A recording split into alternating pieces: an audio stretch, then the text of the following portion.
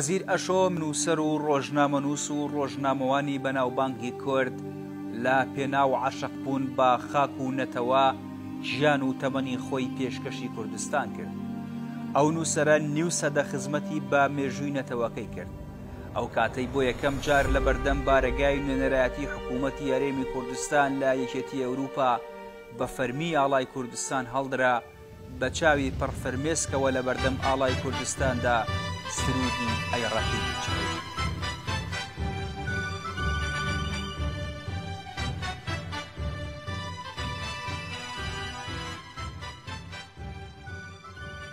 وەزیر ئەشۆ مێژوونووس و وەرگێڕ و ڕۆژنامەوانە، خاوەنی خەرمانێک لە بەرهەمی چاپکراوە لە بوارەکانی مێژوو، سیاسی، کلتوری، ڕۆشنبیری، زمانی کوردی و لە بەرهەمەکانیشیدا مێژووی بارزانی نەمر و خەباتی نەتەوەیی ڕەنگی داوەتەوە.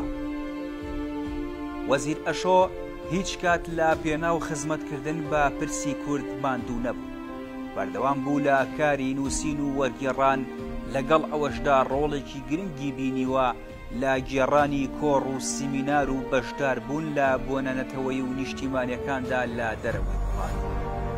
سەرۆک بارزانی دوو جار ڕێزلێنانی پێشکەشی وەزیر ئەشۆی مێژوونووس کردووە لە پێناو تەمەنێک لە خەبات و خزمەتکردن بە دۆزی ڕەوای گەلی کورد لە بواری ئەدەب و نووسین و وەرگێڕاندا و لە باشووری کوردستان و لە سەلاحەدین پێشوازی لێکردووە. هەبوورە بارزانی نەمر هاتنە وی لە ئەرمەنستانێ و هایداربوونا me ser wî weke serokê Kurda ev tiştekî gelekî şabûnê bû serbilindiyê bû bona me. Em hetanî hingê me zanibû gelê me heye lê wekî ki Sovêt Moskva serokê Kurda qebûl dike dipejirîne û digerîne û wî nîşan dide dîne nava me divê ev serokê we ye wekisane em ne bêxwedîne. Him gelê me heye him jî serokê me heye.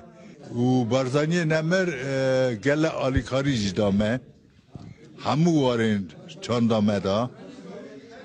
Zemanê radyoyê bi destî Polîtbîroyê Moskvayê dazêdekirinê eşkere piştgiriya Kurda hat kirinê, eşkere dîroka Kurda hat nivîsarê.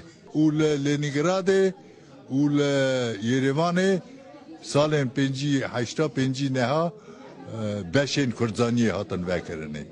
Eva dîsa hukm tesîra Barzaniyê Nemir bû. Tesîra amedebûna wî bû li Sovyetê.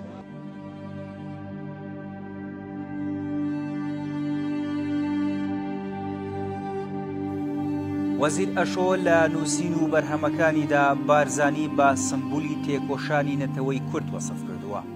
لە دوای خۆشی وەسێتی کردووە کە نەوەکانی لەسەر هەمان ڕێگەی باوکیان بەردەوام بن بۆ خزمەتکردنی دۆزی ڕەوای نەتەوەی کوردستان.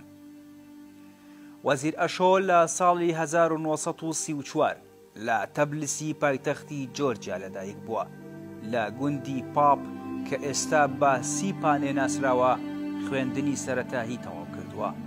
ساڵی 1953 لە تەبلیس دواناوەندی خوێندووە و هەمان ساڵ چۆتە کۆلیژی مێژوو لە یەریڤان. ساڵی 1958 بڕوانامەی تێدا وەرگرتووە. ساڵی 1960 بۆ 1963 لە پەیمانگای ڕۆژهەڵاتناسی لینینگراد لە سەردەستی قەناتی کردۆ بڕوانامەی پسپۆڕی لە بواری مێژوودا وەرگرتووە. وەزیر ئەشۆ نزیکەی 40 ساڵ کاری ڕۆژنامەوانی و وەرگێڕانی لە بەشی کوردی ڕادیۆی یەریڤان کردووە. خاوەنی چەندین بەرهەمی ناوازەی چاپکراوە. یەکێک لە شاکارە هەرە جوانەکانی بۆ بارزانی نەمر نووسیوە.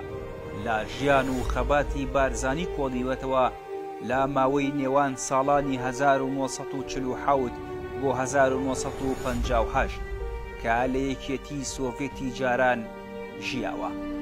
مزگێنی یەریڤان ساڵی 1976 خەبەرا دۆستا بەناوبانگترین بەرهەمەکانی وەزیر ئەشۆن. بەداخەوە وەزیر ئەشۆ لە تەمەنی 80 ساڵیدا و لە 23 یەکی 2015 لە وڵاتی غوربەت کۆچی دوایی کرد.